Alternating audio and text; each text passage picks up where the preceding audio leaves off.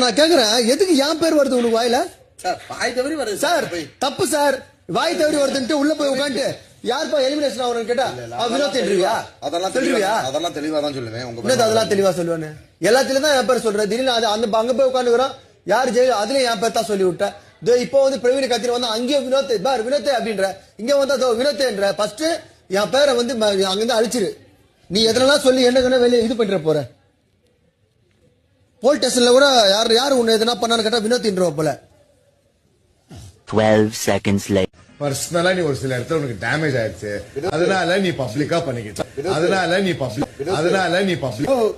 அடுத்த முறை சொல்லிட்டேன். நீ என் பேரை சொல்லிருந்து வச்சுக்க பயங்கர டென்ஷன் ஆயிடுவேன் சொல்லிட்டேன். நானு நாமினேஷன் எல்லாம் பண்றேன். எந்த பேசுறாலும் என் பேர் சொல்லிக்கிறேன். நீ எவன் வந்து பேசுறாலும் வினோத்ன்ற நீ பாசத்துல என் பேர் வருதா இல்ல திட்டினாலும் என் பேர் தான் சொல்லிட்டேன். நானு பாத்துக்கோ. இதோட பையன் உங்களுக்கு கொடு.